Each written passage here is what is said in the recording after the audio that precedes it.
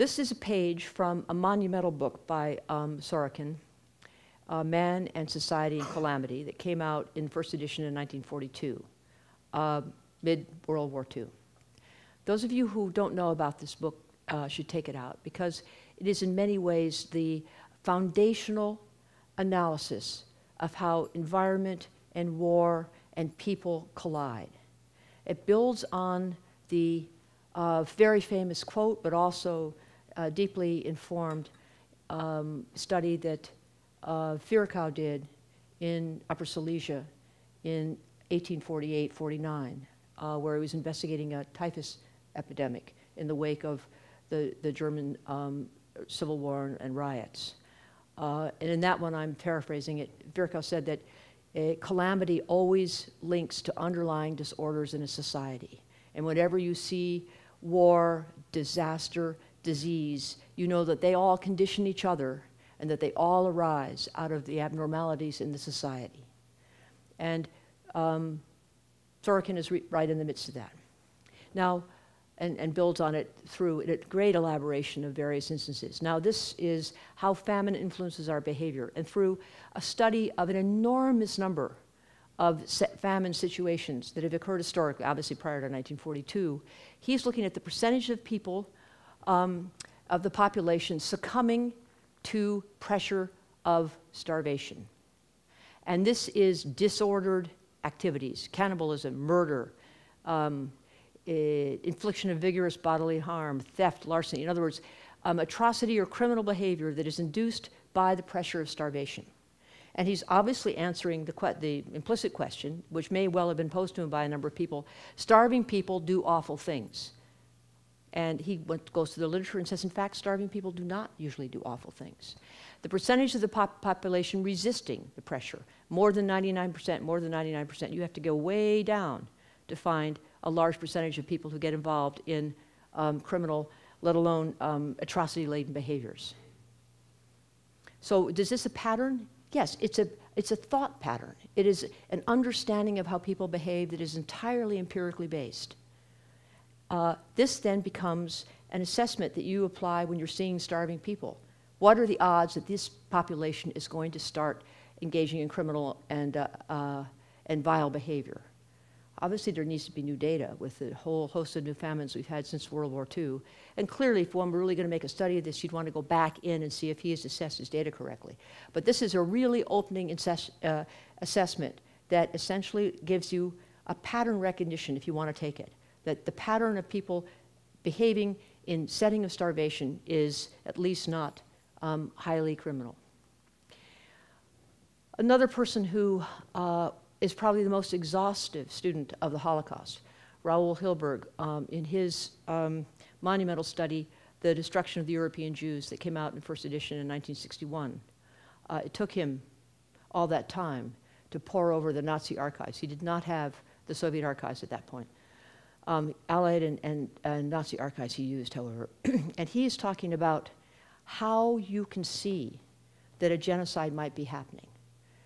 When do you begin to recognize that there is something going on that is going to have a deadly path? So this is where we're talking about crisis mapping, crisis warning, to give you a sense of intensification of a crisis. And this could definitely, every one of these indicators could definitely now be assessed through satellite, if you also had a little bit of ground truth to be able to triangulate the information. So the steps of the destruction process, the first phase, you have definition. Who are the stigmatized peoples? That can occur just sort of baldly in a policy statement in the Reichstag, or it can start coming out in hate radio. Then you start having expropriation. They begin to lose their property and their land and their resources. And then the next phase, the next step in phase one is concentration. Begin to move them more closely together. And then in phase two, you begin to have mobile killing operations, assassinations, assaults at night, attacks on certain kinds of people as they're walking home. Then there's deportations from the area in which they were concentrated. And then you have absolute organized killing center operations, is how he puts it. And then you have, he has a whole other schema of who's involved in these various activities. And he looks at this in more empirical detail. I mean, this is what his derivation of his point is. Densities in the ghettos of Warsaw and Lodz. Here's the population, area in square miles of the city, the rooms in the city, and the persons per room. So the city of Warsaw in March 1941, so already invaded, already occupied, already divided into city and the ghetto, okay? You had Aryan Warsaw and you had the ghetto of Warsaw. The total population was about 1.365 million. The Aryan Warsaw was 920,000, and the ghetto included 445,000 people.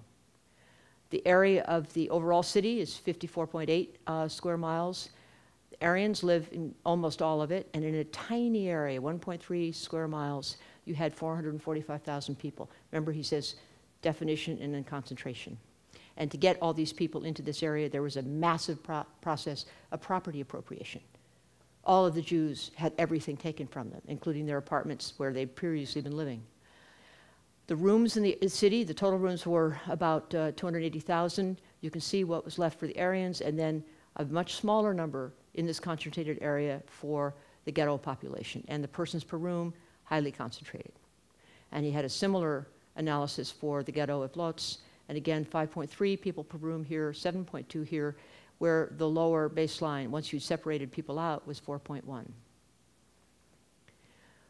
So that is to me a very important early warning pattern that we need to embed into satellite and human rights and IHL assessments when we're thinking about impending crises that have a highly lethal communal or ethnic component in it.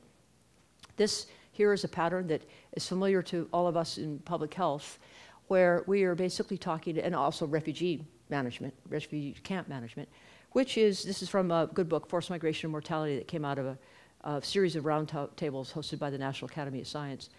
And the point is, reviewing the literature and looking at best practice standards, is that there are 4 phases in support of refugee populations. And it's the model of mortality change in a forced migration situation. Okay? People, the baseline, and then you have an influx of people, the death rates go way up. And then within the 2nd to 3rd month, you need to have a dramatic drop in those, and a properly managed place is going to get the baseline mortality rate back to what it was prior to the massive influx. And this is the rule of thumb that's used in assessing any refugee setting. Are you getting the crude mortality rate down to baseline? Here's another population mortality curve that comes when you're examining death rates in what would be a standard population.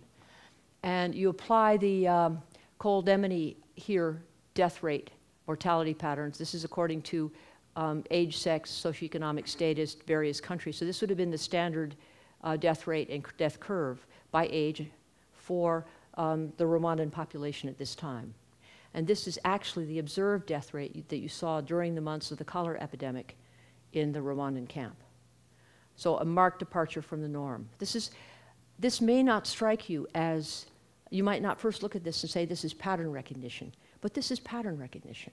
It's built on an enormous amount of data that has been aggregated, and then it's been put into models and patterns.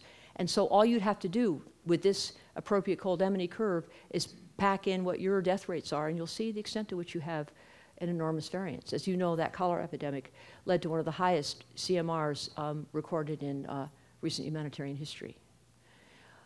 So I am outlining here the sort of general process of what we're going through here. You use informed observers, you have many sources, you display the data visually, and then you use the visual formats for intellectual and analytic provocation. You ask questions of it. Why is this at variance with what the previous pattern was? What's different here? Observed versus expected. How do you know what expected is? Expected is the patterns.